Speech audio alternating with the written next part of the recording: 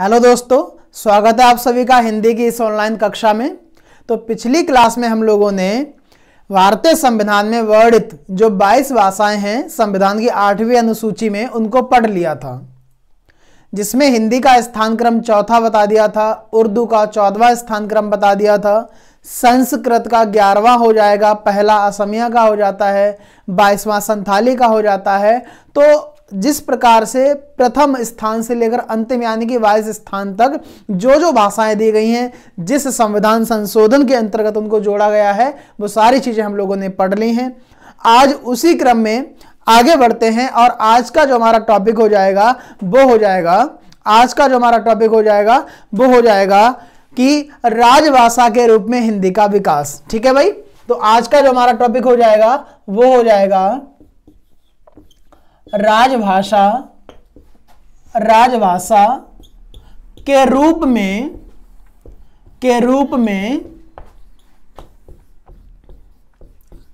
हिंदी का विकास। राजभाषा के रूप में हिंदी का विकास। देखिए, सामान्य सा इस टॉपिक का अर्थ यह हो जाएगा कि जो भी शासक रहा करते थे, जो भी शासक या फिर जिनका शासन काल रहा करता था, उनके समय में कौन सी राजभाषा थी, हमें मुख्यतः देखना है हिंदी को। ठीक है, राजभाषा के रूप में हिंदी का विकास। अब आप सभी लोग जानते हैं कि जो राजभाषा है किसको कहा जाता है, तो सरकारी कामकाज की भाषा को राजभाषा कहा जाता है। ठीक है भाई, यहां पर लिख लेंगे सरकारी कामकाज की भाषा। ठीक है, राजभाषा क्या हो जाएगी, तो सरकारी कामकाज की भाषा, अर्थात जो भी सरकार के द्वारा काम संपन्न करवाए जाते हैं और वो काम जिस भाषा में संपन्न करवाए जाते हैं वो हो जाती है राजभाषा। तो अगर हम शुरुआत से देखें कि राजभाषा जो है सबसे पहले किसके शासनकाल में या फिर किसके राजवंश में होना प्रारंभ हुई थी, तो देखिए भाई, अगर हम बिल्कुल प्रारंभ में आते हैं, प्राचीन काल में आते हैं, तो जैसे सिंधु घाटी सभ्यता है या सरस्वती सभ्यता है या प्रथम नगरीय सभ्यता है या कांस्य युगीन सभ्यता है या हड़प्पा सभ्यता है, एक ही नाम है। तो यहां पर ऐसा नहीं होता था कि राजकाज में ये भाषा हो जाएगी। वहां पर सामान्य से लोग रहते थे, दो टीले हुआ करते थे, एक तरफ पुरोहित लोग रहते थे, एक तरफ नगरीय लोग रहते थे। जैसे ये वाला जो टीला है ये पश्चिमी टीला कहलाता था, ये वाला जो टीला है वो पूर्वी टीला कहलाता था।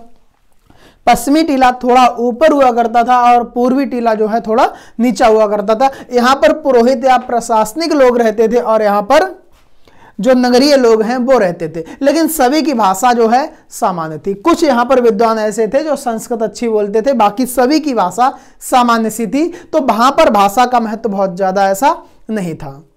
आने वाले समय में जब वैदिक काल आ जाता है तो वैदिक काल की जो भाषा हो जाती है वो वैदिक संस्कृत और लौकिक संस्कृत, ये दो ही भाषाएं बोली जाती थी। लेकिन अगर हम सही तरीके से एक राजवंश के रूप में भाषा का विस्तार देखेंगे तो वो शुरू होती है मौर्य वंश में, और मौर्य वंश का जो सबसे प्रमुख शासक हो जाएगा वो हो जाएगा अशोक। तो अशोक के शासन काल में सबसे पहले प्रमुख रूप से राजकीय काम की जो भाषा शुरू हुई थी वो यहां पर शुरू हो जाती है। और वो भाषा कौन सी हो जाती है, समझ लेते हैं।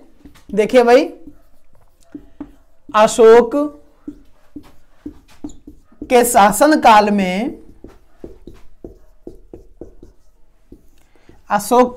काल में पाली राजभाषा थी। ठीक है भाई, अशोक के शासन काल में जो राजभाषा हो जाएगी वो कौन सी हो जाएगी, पाली राजभाषा हो जाएगी। ठीक है, तो पाली राजभाषा जो है वो सबसे पहले एक राजकीय या फिर राजकाज के कार्य में होना प्रारंभ होती है।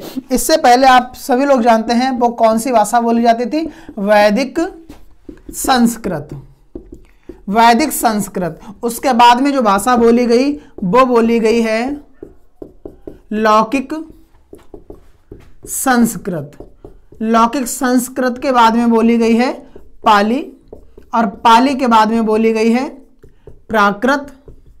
इसी क्रम में अगर हम देखेंगे प्राकृत के बाद में आ जाती है अपभ्रंश। अपभ्रंश का जो सबसे प्रमुख पार्ट है वो आ जाएगा सौर सैन्य अपभ्रंश, वहीं से हिंदी की भी उत्पत्ति होती है। और फिर बोली जाती है प्रारंभिक हिंदी, और उसके बाद में आ जाती है आधुनिक हिंदी। आधुनिक हिंदी तो वैदिक संस्कृत जब बोली जाती थी, वैदिक संस्कृत जब बोली जाती थी, वो समय कौन सा था? तो वो समय बहुत पुराना था, 1500 ईसा पूर्व से लेकर 1000 ईसा पूर्व के मध्य में वैदिक संस्कृत बोली गई। और वो काल था ऋग्वैदिक काल, जब ऋग्वेद लिखा गया था। ऋग्वेद में 8 अष्टक, 10 मंडल, 1028 सूक्त और 10,580 मंत्र हैं, ठीक है। और उसके बाद में बोली गई है लौकिक संस्कृत, और लौकिक संस्कृत का जो समय है वो है 1000 ईसा पूर्व से लेकर 1000 ईसा पूर्व से लेकर 500 ईसा पूर्व। और उसके बाद 6वीं शताब्दी ईसा पूर्व में या 6वीं शताब्दी में महत्वपूर्ण धर्मों का उदय होता है, जिसमें सबसे प्रमुख धर्म आ जाता है बौद्ध धर्म। और बौद्ध धर्म में जो भाषा बोली जाती थी वो पाली भाषा बोली जाती थी। अब आप लोगों को यह भी पता चल गया होगा कि अशोक के शासनकाल में राजकाज के रूप में जिस भाषा को जोड़ा गया था वो पाली थी। इसके अलावा बौद्ध धर्म में जो भाषा बोली जाती थी वो पाली भाषा बोली, अर्थात गौतम बुद्ध ने अपने जो उपदेश दिए थे वो पाली भाषा में दिए थे, या गौतम बुद्ध ने या गौतम बुद्ध के समय या फिर बौद्ध धर्म के समय जो भी ग्रंथ लिखे गए, पुस्तकें लिखी गई, पिटक लिखे गए, वो सब किस भाषा में लिखे गए थे? पाली भाषा में लिखे गए थे, ठीक है। गौतम जो है उनके गोत्र का नाम हो जाता है, और ज्ञान प्राप्त होने के बाद में उनको बुद्ध कहा गया, इसलिए उनका नाम गौतम बुद्ध पड़ा। हालांकि ये सारी चीजें हम लोग आगे पढ़ेंगे भी। तो अशोक के शासनकाल में पाली राजभाषा हो जाएगी। और अशोक किस वंश का शासक है? तो मौर्य वंश, ठीक है। किस वंश का शासक हो जाएगा? मौर्य वंश का जो शासक हो जाएगा वो हो जाएगा अशोक।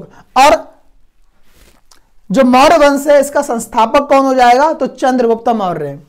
चंद्रगुप्त मौर्य का जो बेटा था उसका नाम था बिंदुसार, और बिंदुसार का जो पुत्र हो जाता है वो हो जाता है अशोक, ठीक है भाई, वो हो जाता है अशोक। अशोक का एक बेटा था महेंद्र और एक बेटी थी संघमित्रा।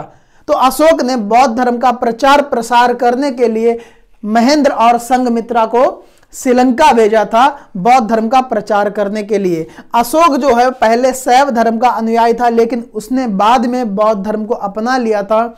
और कलिंग के युद्ध के बाद, कलिंग का जब नरसंहार इतना भीषण हुआ था, इतना भयंकर हुआ था, उसको देखकर इनका जो मन है वो परिवर्तित हो जाता, और उसके बाद में इन्होंने पूरी तरीके से युद्धों को छोड़ दिया था, ठीक है भाई।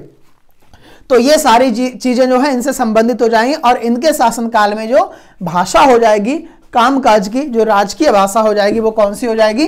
पाली राजभाषा हो जाएगी, ठीक है। अब हम इसके आगे देखते हैं। अगर हम इसके आगे देखते हैं तो फिर जो भाषा आती है राजकाज के रूप में, वो प्रमुख रूप से देखी जाती है राजपूतों के शासनकाल में, या फिर राजस्थान का जो क्षेत्र है वहां पर। तो हम कह सकते हैं राजस्थान में 11वीं शताब्दी से लेकर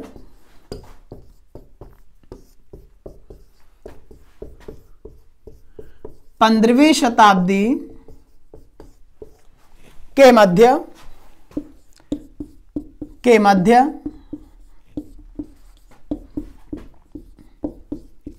हिंदी मिश्रित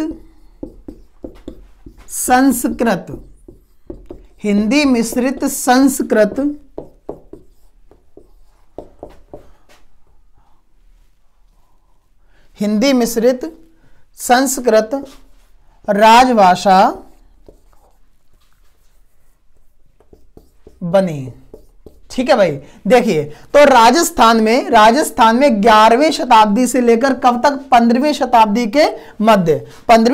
के मध्य हिंदी मिश्रित संस्कृत। यहां पर यह देखने वाली बात है कि हिंदी को बोला गया, लेकिन स्पष्ट या फिर शुद्ध रूप से नहीं बोला गया, या फिर संस्कृत को भी बोला गया लेकिन पूरी तरीके से नहीं बोला गया है। तो हिंदी और संस्कृत को सम्मिलित रूप से, मिक्स रूप से यहां पर बोला गया था, और राजभाषा के रूप में इसको प्रयोग किया गया था। यानी कि ना तो पूरी तरीके से हिंदी ही थी और ना ही पूरी तरीके से संस्कृत थी। तो ये हमें कहां पर देखने को मिलता है? राजस्थान वाले क्षेत्र में, यानी कि जो राजपूत शासक आते हैं उनके क्षेत्रों में ये देखने को मिला था। उसके बाद में अगर हम देखते हैं, देखिए भाई, मोहम्मद गौरी से लेकर मोहम्मद गौरी से लेकर अकबर तक हिंदी राजभाषा रही, हिंदी राजभाषा रही। बहुत बड़ी बात है, बहुत प्रमुख बात है। मोहम्मद गौरी से लेकर, अब मोहम्मद गौरी कब आता है? तो बिल्कुल मध्यकालीन भारत जब प्रारंभ होता है तब की बात हो रही है। और मुगल वंश लगभग मुख्य रूप में या फिर चरम सीमा पर होता है, वहां की बात हो रही अकबर तक। ठीक है, तो उस समय केवल एक ही राजभाषा रही, यानी कि यहां पर बहुत सारे साल बीत जाते हैं, बहुत सारे शासक निकल जाते हैं, लेकिन राजभाषा को नहीं बदला गया। और राजभाषा कौन सी थी? तो हिंदी राजभाषा थी। मोहम्मद गौरी है, वही वाला मोहम्मद गौरी है जिसका पृथ्वीराज चौहान के साथ में तराइन का प्रथम युद्ध होता है 1191 में। इसी का पृथ्वीराज चौहान के साथ में तराइन का द्वितीय युद्ध होता है 1192 ईस्वी में।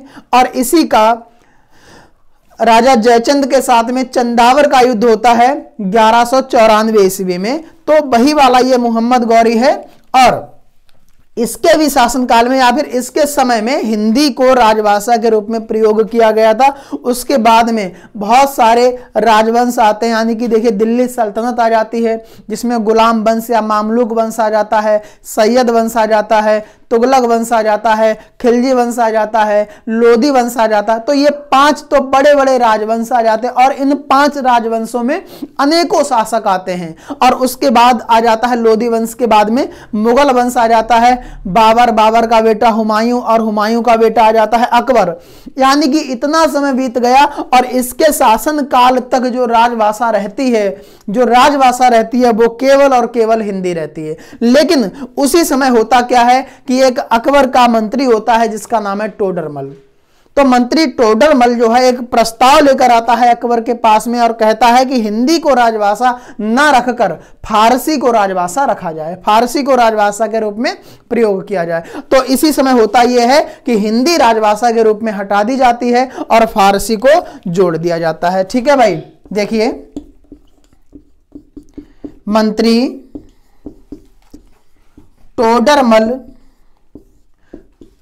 टोडरमल ने फारसी को राजभाषा कर दिया। ठीक है, अकबर का जो मंत्री है जिसका नाम है टोडरमल, इसने क्या कर दिया? फारसी को राजभाषा बना दिया। और अगर फारसी आ गई तो सीधा सा अर्थ है कि उर्दू का भी यहां पर महत्व बढ़ गया था। तो उर्दू और फारसी जो है वो यहां पर चरम सीमा पर आ गई थी। हिंदी का महत्व लगभग खत्म हो रहा था। खत्म इसलिए हो रहा था क्योंकि भारत में इसी समय कौन आ गए थे? अंग्रेज आ गए थे। इसी समय भारत में अंग्रेज भी आ गए थे। तो अंग्रेजों की जो भाषा थी वो अंग्रेजी थी और इधर मुगल वंश की जो प्रमुख भाषा हो गई है वो उर्दू और फारसी हो गई है। मुख्य रूप से यहाँ पर फारसी को ये लोग प्रयोग में लाने लग गए और बोलचाल में उर्दू को ज्यादा प्रयोग में लाने लग गए। तो इसलिए हिंदी का जो महत्व है वो बहुत ज्यादा ही कम हो गया था। अब जब अंग्रेज आते हैं, अंग्रेजों की ईस्ट इंडिया कंपनी आती है, तो 1833 तक अंग्रेजों ने क्या किया? देखिए 1833 तक अंग्रेजों ने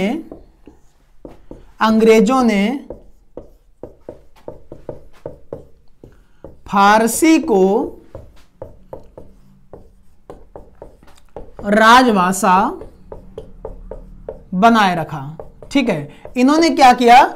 अंग्रेजों ने 1833 तक फारसी को राजभाषा बनाए रखा। अब बीच में अगर बदलते तो ये खुद भी नहीं रह पाते, क्योंकि उस समय भारत में जो शासक रहा करते थे वो मुगल वंश के शासक रहा करते थे और उन्हीं से इन लोगों ने धीरे धीरे क्या किया? हर क्षेत्र में परमिशन लेना चालू कर दिया था, चाहे वो अकबर हो, जहांगीर हो, शाहजहां हो। तो इन्हीं से परमिशन लेकर अंग्रेजों ने अपनी कोठी बनाना शुरू कर दिया था, क्षेत्रों में घेराव बनाना शुरू कर दिया था। ठीक है, यानी कि परकोटा या चार दीवारी। तो तो यहां पर इसलिए इन्होंने किसी प्रकार का कोई बदलाव नहीं किया, नहीं तो यहां पर थोड़ा अगर विवाद हो जाता तो अंग्रेजों को उतनी छूट नहीं मिल पाती। तो इसीलिए ये मुगलों का समर्थन करते रहे। लेकिन अंततः क्या होता है, जब अंग्रेजों ने अधिकार कर लिया एक तरीके से, तो फिर इन्होंने फारसी को भी हटा दिया, यानी कि राजभाषा के रूप में फारसी को समाप्त कर दिया और फिर इन्होंने अपनी भाषा को यहां पर जोड़ दिया था और इनकी भाषा कौन सी हो जाती है, अंग्रेजी हो जाती है। यानी कि किसने जोड़ा था, मैकाले ने। ठीक है, मैकाले ने अंग्रेजी को राजभाषा बना दिया। ठीक है, उसके बाद में क्या होता है, मैकाले ने अंग्रेजी को राजभाषा बना दिया। तो अब देखिए होता क्या, अंग्रेजी तो बोली जाती थी अंग्रेजों के द्वारा, अब भारतीयों को अंग्रेजी इतनी आती नहीं थी। तो यहां पर जिन भाषाओं का बोलबाला रहा था वो उर्दू थी, फारसी थी, और जिनको अंग्रेजी आती थी उनके लिए अंग्रेजी थी। लेकिन हिंदी जो है वो यहां पर बहुत कम हो गई थी, राजभाषा के रूप में प्रयोग होती नहीं थी, सामान्य जन के लोगों के द्वारा केवल बोली जाने वाली भाषा रह गई थी हिंदी। होता यह है कि कुछ समय के बाद में फिर पंडित मदन मोहन मालवीय आते हैं और पंडित मदन मोहन मालवीय के प्रयासों से जो संयुक्त प्रांत है वहां की जो कचहरी है वहां पर उर्दू की तरह हिंदी को भी रखा गया और हिंदी को वापस लाया गया था। देखिए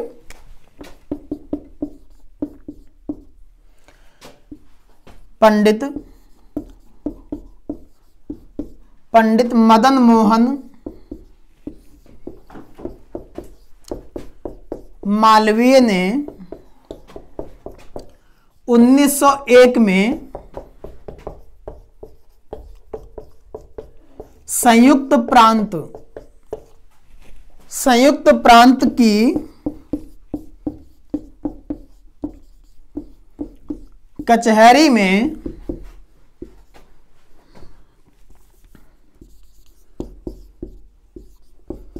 हिंदी को उर्दू की तरह मान्यता दिलाई। ठीक है भाई, देखिए तो पंडित मदन मोहन मालवीय जी ने क्या किया था, 1901 में संयुक्त प्रांत यानी कि उत्तर प्रदेश की जो कचहरी थी वहां पर हिंदी को उर्दू की तरह मान्यता दिलाई थी। यानी कि उर्दू का उसमें बोलबाला अच्छा खासा था, ज्यादा उसका महत्व था और फिर ये हिंदी को वापस लेकर आए थे। ठीक है भाई, लेकिन हिंदी को राजभाषा बनाने के लिए सबसे पहले जिन व्यक्ति ने प्रयास किए थे वो व्यक्ति कौन हो जाते हैं, वो व्यक्ति हो जाएंगे गोपाल स्वामी अयंगर। देखिए हिंदी को राजभाषा बनाने के लिए सर्वप्रथम प्रयास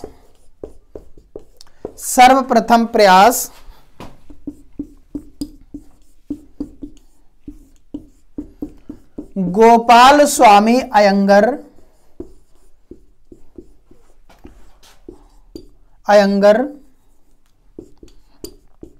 ने किए। ठीक है भाई, देखिए हिंदी को राजभाषा बनाने के लिए सबसे पहले जो प्रयास किया था वो गोपाल स्वामी अयंगर के द्वारा किया गया था और पंडित मदन मोहन मालवीय जी के द्वारा 1901 में संयुक्त प्रांत की कचहरी में उर्दू की तरह हिंदी को मान्यता प्राप्त कराई गई थी। मैकाले ने अंग्रेजी को राजभाषा बना लिया था क्योंकि उस समय फारसी राजभाषा थी और ईस्ट इंडिया कंपनी ने यानी कि अंग्रेजों ने 1833 तक फारसी को राजभाषा बनाए रखा और फारसी को राजभाषा बनाने वाला व्यक्ति कौन होता है, तो अकबर का मंत्री टोडरमल होता है। ठीक है, अकबर का मंत्री टोडरमल होता है। दूसरी बात यहां पर यह याद रखनी है कि मोहम्मद गौरी से लेकर अकबर तक इसके बीच में जितने भी शासन आते हैं, जितने भी शासनकाल आते हैं, जितने भी शासक आते हैं, उन सभी के शासनकाल में जो राजभाषा के रूप में भाषा प्रयुक्त होती थी वो भाषा कौन सी हो जाएगी, हिंदी हो जाएगी। हिंदी हो जाएगी, ठीक है। उससे पहले हिंदी मिश्रित संस्कृत बोली जाती थी। उससे पहले अशोक के शासनकाल में या मौर्य वंश में जो राजभाषा रही वो पाली राजभाषा रही, ठीक है। तो राजभाषा के रूप में हिंदी का जो विकास होता है वो इस क्रम में होता है। इसी के साथ में हम लोगों ने हिंदी का इतिहास, हिंदी की उत्पत्ति, हिंदी का नामकरण या हिंदी से संबंधित जो भी महत्वपूर्ण फैक्ट बनते हैं, कितने राज्यों की राजभाषा है, कितने राज्यों की उपभाषा है, उत्तर प्रदेश, तेलंगाना या उत्तराखंड की जो उपभाषा या सहायक भाषा है वो कौन सी है। तो इस प्रकार के जो भी फैक्ट बनते थे वो हम लोगों ने पढ़ लिए हैं। अब इसके बाद में हम लोग एक नया चैप्टर स्टार्ट करेंगे, वो हो जाएगा भाषा, जिसमें हम भाषा और बोली दोनों को पढ़ेंगे। कौन कौन से क्षेत्र में कौन कौन सी बोलियां बोली जाती हैं और कौन सी बोली किस उपभाषा के अंतर्गत आती है या परिनिष्ठित भाषा के अंतर्गत आती है, भाषा के प्रकार, भाषा के कौशल और भाषा के रूप। तो इन सारी चीजों को हम लोग अगली क्लास में पढ़ते हैं। आपके पास अगर किसी भी प्रकार का कोई भी प्रश्न है, कोई डाउट है, आप आराम से पूछ सकते हैं कमेंट बॉक्स में। तो आज की क्लास में इतना ही, मिलते हैं अगली क्लास में। आज के लिए धन्यवाद।